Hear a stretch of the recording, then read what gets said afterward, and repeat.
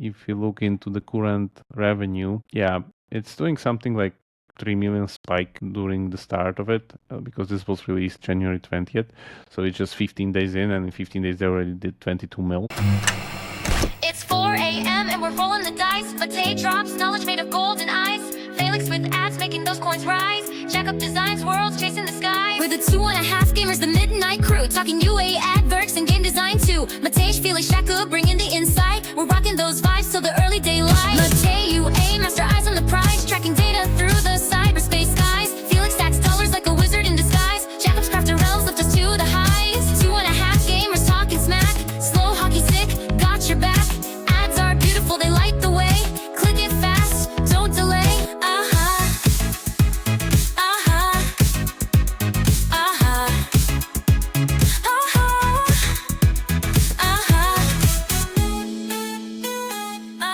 Hello, this is another one of those solo episodes by 2.5 Gamers, and today we're talking Arknights Endfield. Yes, another giant anime game released last month. So let's get to it. It's gonna be, I guess, a little bit of a longer episode, but it's quite interesting like how this game works. I was surprised myself, like what's behind it and like what's the crux of it. So let me just break it down and let's get to it.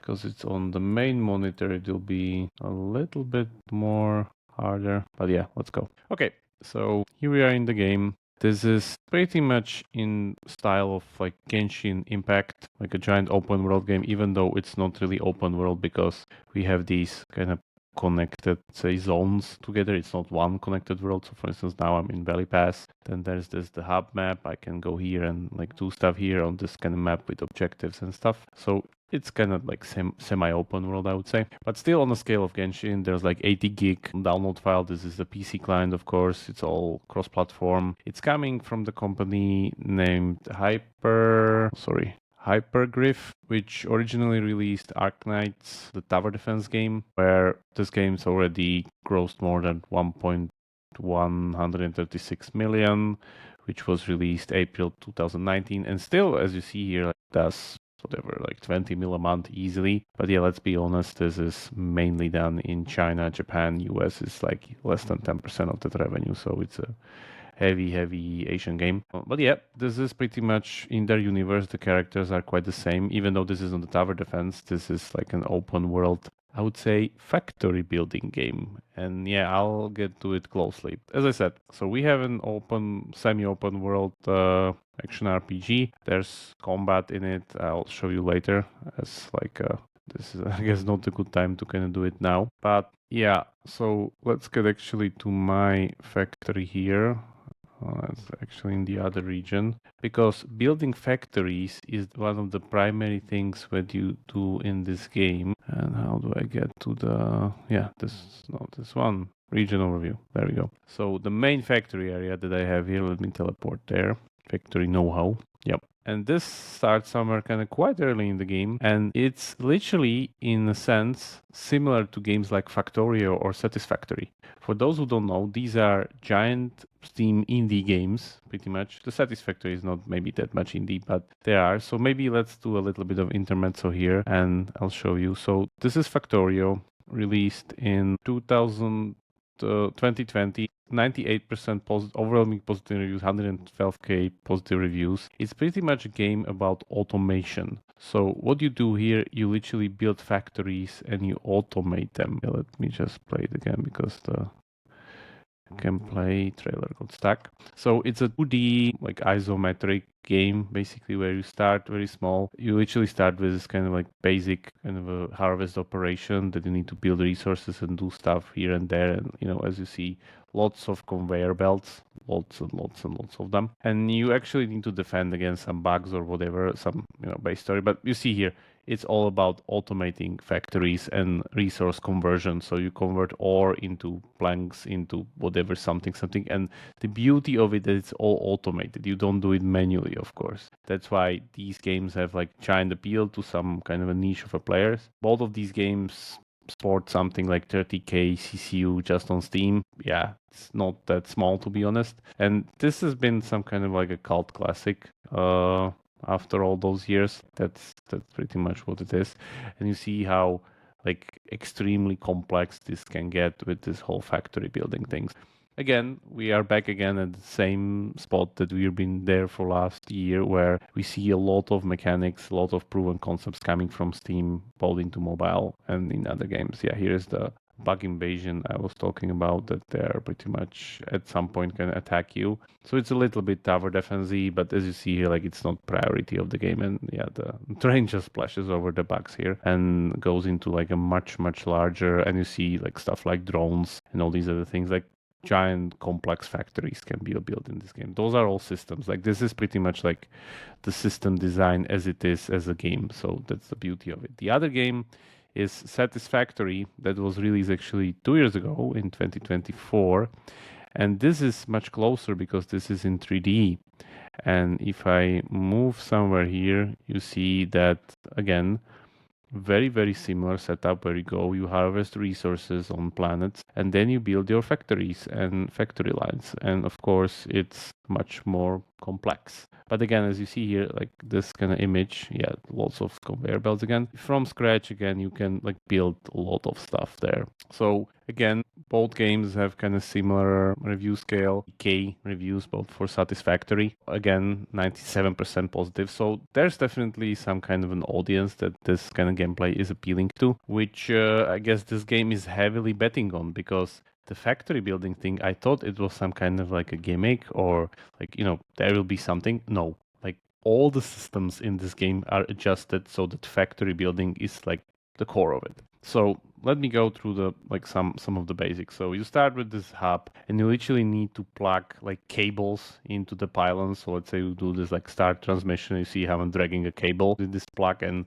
for instance, I would need to plug it here into like a relay tower that is already plugged, so not there. But for instance, I had to drag it there to power the bridge to kind of take it down. Or for instance, there's this pylon that's pretty much giving me energy, that, yeah, this one electric pylon that is powering these two units, refining unit and shredding unit.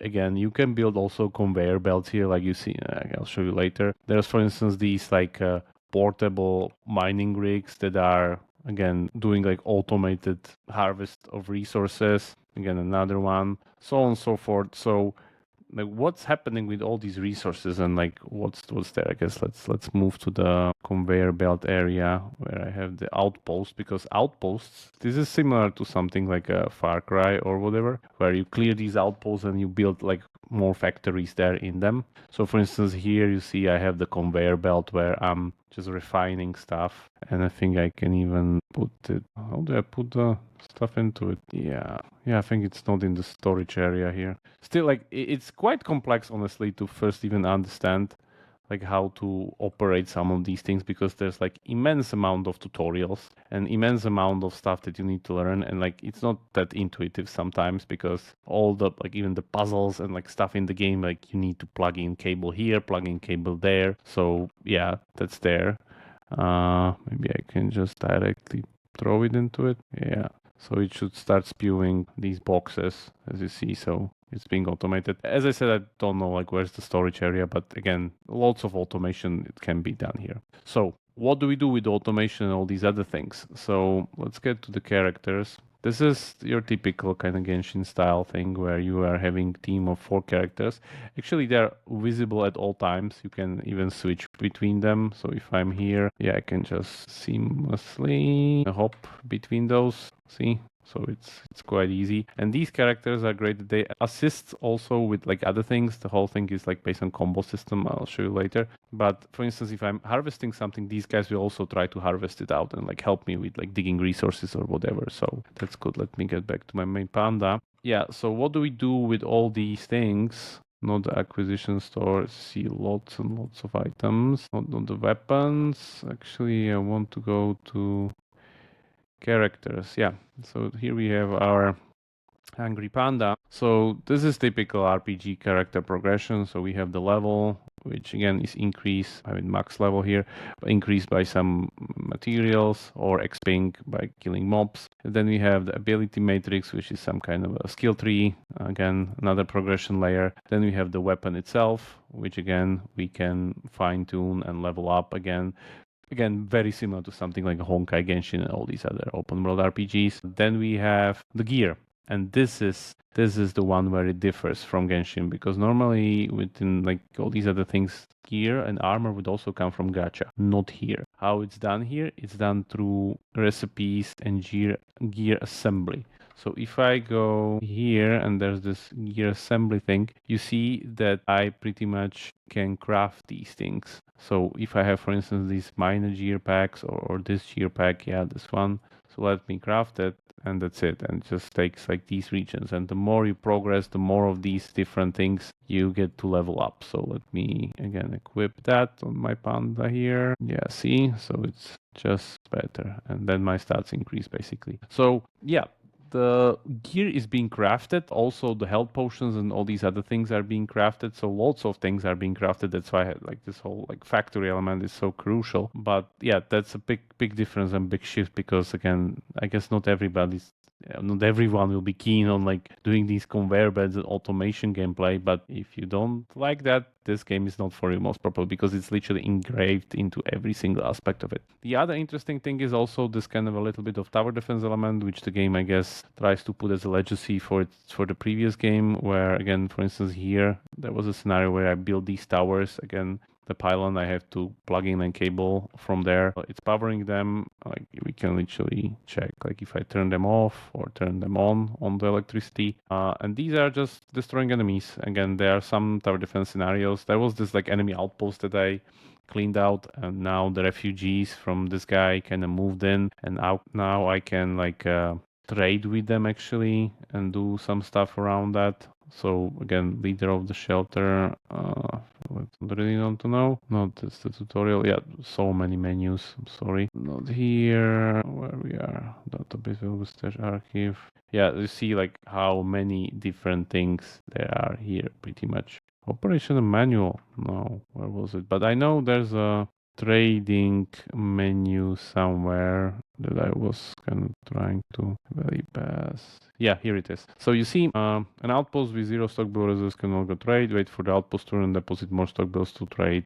Yeah, and you even need to select an operator. Oh my god, that's great. Oh, that's a great collection mechanic where characters are actually responsible for some factories. But again, here you see that you literally trade with the factory, and then you get this kind of outpost prosperity, which means again, the outpost can grow. It gives you soft currency and all these other things. So this whole factory economy is kind of extremely engraved into it. And it's, as I said, it's literally following the Factorio Satisfactory kind of setup. Much more simple, of course, like you cannot do stuff that you can do in Satisfactory, but it's still very interesting. And I'm quite surprised that this is happening on that big of a scale, because it's a big bet, I would say, for this kind of a game with this kind of a giant production budget, to just go after this kind of a niche group of people that are going into these factory automations and they like them. Yeah, we'll see if it will be successful or not. As for Gacha itself, we have the typical stuff. So we have the, new event where they give you temples, pretty much. Again, like lots of these, like sign in. This is typical MiHoYo stuff. So as you level up, we give you more pools on the character Gacha, more resources, some giveaways, new character sign in, combat drills. Again, test the character. Again, this is 101 Honkai and Genshin, really the same. More activities, unlock later. Again, don't have that because I'm level 7. But yeah, let me just show you at least the summoning animation. I got this ticket, so it's this kind of a really nice... It actually looks like Helldivers. This is really interesting because literally it looks like Helldivers animation when you start the game, where this kind of pod slams into the ground, and then based on the color of the pod, you know if it's like rare or super rare or whatever. Yeah, so we got like a 4-star here, nothing really to it. There's actually 6-star characters in this game, like you see here. So the top are 6 stars, 5 stars are occasion, 4 stars are the fodder. For, I guess, yeah, you don't really do some, you put them to management of factories or whatever. Yeah, so this is the normal gacha as usual. After 300 pulls, you get the selection of like one of the base units that you get, the 6-star ones. This is the current unit on the banner. And this is the early gacha that will, I guess, disappear once I kind of finish it. And interesting part is that these ornaments, which is the weapons for the characters, are, if I understand correct, locked behind the character itself. So in order to even have that, you need to have, let me get rid of it, summon. Yeah, so great, I got 2 5-star. But again, if I understand correctly, to get the actual weapon of the character, I need to first get the character itself, which means that the game is actually locking the second gacha behind the acquisition of the first character, which is quite interesting. But yeah, again, I haven't seen it before, so yeah, we'll see how that works out. Maybe let's get to some combat. I guess not here, but in the other map there was some kind of enemy camps here, just kind of moving around the place. Let's go here. Combat is again quite interesting. I would say it's much more focused on team play than single character, because again, you see you have all these like points of interest that you can interact with. These are, for instance, some craftables, some hidden stuff in the game. This is, wait a second, wait, let's run away. Anyway, anomaly suspended mid-air, no time to investigate. There are these zip lines, by the way, which are quite interesting, because again, you can zip through them and like move through the environment, even though you can teleport them. See, there we have our enemy camp. Teach these guys what's there for it. And then what's that? I don't even know. So we can go into combat now. So we have the combo abilities and the bar at the bottom, as you see. But now again, you see how I'm kind of pushing more characters into it as I'm kind of fighting, and then they pretty much join me in. If I use the utility, yeah, see how pretty much the combos pretty much goes around there. So it's pretty neat combat system. As I said, it's much less focused on the single character that you're playing. It's much more focused on team play and like combo of specific characters that you have in your party. Yeah, this panda is just awesome. There we go. And then, yeah, you just complete missions. There's this kind of a, I would say, story about colonization of this moon called Talos 2 by this kind of Endfield corporation, where, for instance, if you don't see the main character, it's because I kick him out of the party because he was not that good, honestly. So I can show you later. Just let me finish these guys. Yeah, there we go. If I go here and into the characters, there's the party here. This is the main character. That's either boy or girl. Again, exact same setup that Honkai has. It's nice, like he has some kind of rocks, lava, whatever utility ability or attack ability. Yeah, I don't care. Not really in the tier list. So yeah, that's, I guess, for the main part of it. As I said, everything is like so entwined into the like factory building thing and all these other like plugging cables, currents, or whatever.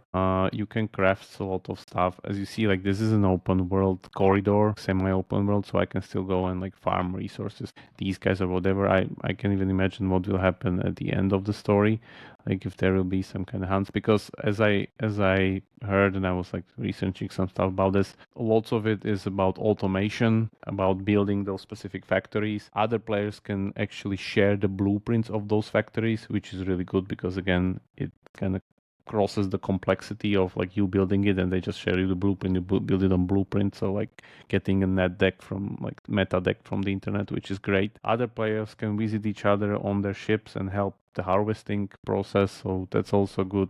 I haven't seen that many people online, like, or in the world. I don't know if it's just a starting location or somehow like I just missed something, but yeah, as you see here, there's like lots of these like points of interest and stuff that you can do or whatever, like kind of turn around the game. So I'll be watching this quite closely, but even though I really like the factory automation gameplay, because it's like, again, system design in its purity, so if you like building stuff, it can be extremely engaging. But I'm guessing that because of the complexity, especially complexity doing onboarding, this can be problematic for the game. Because again, if you look into the current revenue, yeah, it's doing something like 3 million spike during the start of it, because this was released January 20th.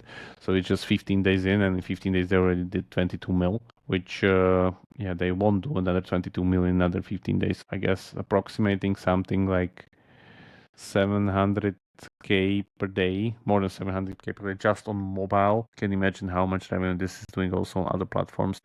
I'm guessing maybe like 2 million a day. So yeah, this could do pretty well, even though on mobile, I guess we don't see the full revenue here. Downloads wise, again, this is now like 100k a day. giant spike, because again, this game was quite anticipated. It's like one of the biggest anime gacha games being released this year. Already, if you look at the charts, it's already grossing number 2 after Wuthering Waves and Where Winds Meet and Infinity Nikki. So it's kind of trying to get on Genshin, which it actually can, honestly, because Genshin is just 50 mil a month on mobile, which if this would blow up and like keep up, like probably first month they won't catch them. These games are heavily dependent on the gacha, so we'll see like if like another character comes in, if there will be a spike. Like the banner I just showed you with the Fire Girl is ending basically today, so that's there. But yeah, because these cores and these gameplays of these like factories, they are very engaging, but they are quite niche because this is not mainstream and not everybody likes to like build on automation. People usually like to smash stuff and run around stuff and collect stuff rather than just think about automating stuff and like making very sophisticated factories. I don't know.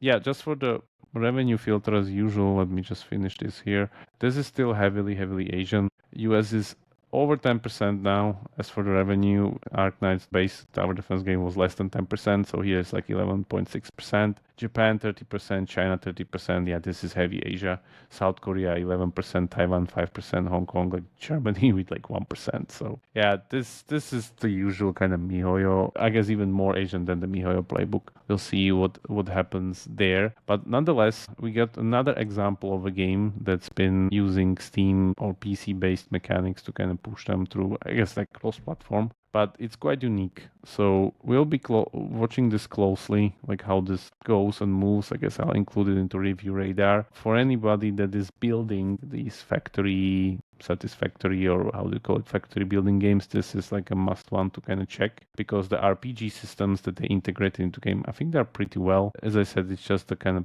complexity overload in the beginning that's, I guess, hindering them, which I'm afraid will be a detrimental effect on the scale of this game. But yeah, let's see. Anyway, yeah, that was it. Arknights Endfield out now, less than a month. Go check it out. And as I said, if you're really into factory building, you can go check out the other two games. Factorio is like a legend of a game. I think everybody, especially you game designers listening, you should go play it at least just for knowing about it and thinking that you like it, because it's pure system design, it's pure joy. I remember I had to literally uninstall it because I was like completely addicted to it once you kind of get it rolling. But yeah, we'll see how this one goes. See you on the next one. Have a nice day. And if you have any questions, join the Slack channel or write us there if you like this or no.